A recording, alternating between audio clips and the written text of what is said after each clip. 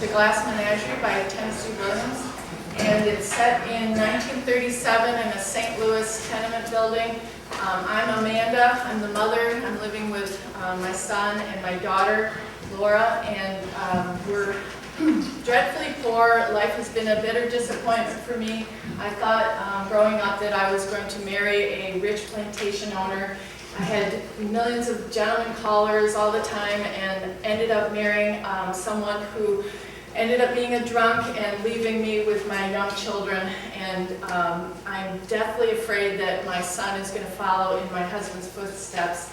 And I'm very upset about our daughter, who's crippled and is having difficulty in life. She's terribly insecure and is not dating anyone and is unable to hold a job, and I'm just overcome with worry about my children.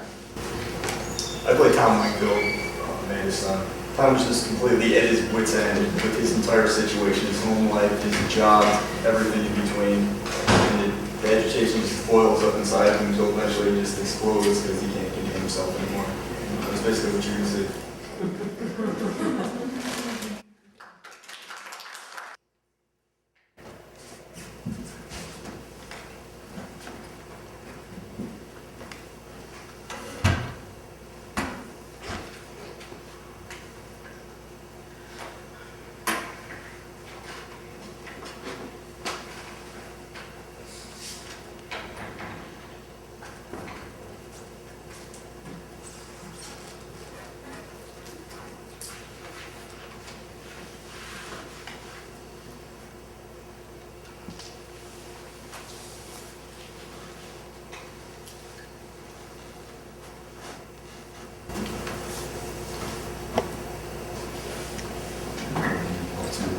Trying to save your eyesight. You only have one pair of eyes and you've got to take care of them. Will you leave me alone and finish my writing? Oh, I know that Milton was blind, but that's not why he was a genius. Will you please go busy yourself with something else? Look, will you sit up straight so your shoulders aren't poking through like sparrow wings? Please leave me alone and let me finish my writing.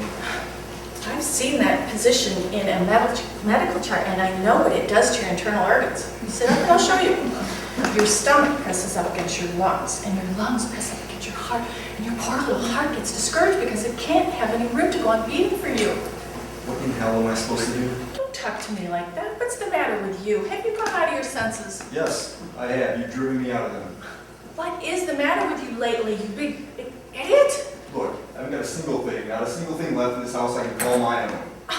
Lower your voice. Yesterday you confiscated my books. You had the nerve. I did. I took that horrible novel back to the library, that awful book by that insane Mr. Lawrence. I cannot control the output of diseased minds or the people that cater to them, but I won't have that filth in my house. No, no, no, no, no. House? House? Who pays the rent on the house? Don't Who makes you himself dare a slave? talk to me like that. No, I mustn't say anything. I just got to keep quiet and let you do all the talking. Let me tell you something. I don't want to hear it. You will hear it. Well, I'm not going to listen. I'm going out. You will listen to me, Tom Wingfield. I'm tired of your impudence. And another thing, I'm right at the end of my patience. What do you think I'm at the end of, Mother? Aren't I supposed to have any patience to reach the end of? No, I know. It's unimportant to you. What I'm doing, what I'm trying to do, have a difference between them. You don't think that. I think that you're doing things that you're ashamed of, and that's why you act like this. I don't believe that you go to the movies night after night. Nobody goes to the movies as often as you pretend to. Nobody in their right minds. The movies don't start at nearly midnight, and they don't let out at 2 in the morning. You come in stumbling, muttering to yourself like a maniac. You get 3 hours sleep, and then you go back to work. I can just picture you down there moping, doping around because you're in no condition. That's true. That's very, very true. I'm in no condition. How can you jeopardize your job? How can you jeopardize our security? How do you think we've managed? Look, Mother, you think I'm crazy about the warehouse? You think I'm in love with the Continental Shoemakers? You think I want to spend 55 years of my life down there in that Celotex interior with fluorescent tubes? Honestly, God, I just want to pick up a crowbar and batter out my brains and go back mornings. But I go, sure, every time you come in yelling that brilliant, rise and shine, rise and shine. I think I'll look at dead people are. But I get up, I go, For $65 a month, I give up all I dream of doing and being ever. Say self is all I ever think of. If self is all I ever thought of, I'd be where he is. Gone. As far as the system of transportation reaches. Don't grab me. I'm not grabbing at you. I want to know where you're going now. I'm going to the movies. I don't believe that lie. Well, you're right. For once in your life, you're right. I'm not going to the movies. I'm going to opium dens. Stop Yes, it. opium dens, mother. Places of vice and criminals' hangouts. I joined the Hogan gang. No. I'm a hired assassin. I carry a Tommy gun in my suitcase. I run straight at cat houses in the valley. They call me Killer. Killer Wingfield. I'm really leading a double life. By day, I'm a simple, honest warehouse worker. By night, I'm a dynamic czar of the underworld.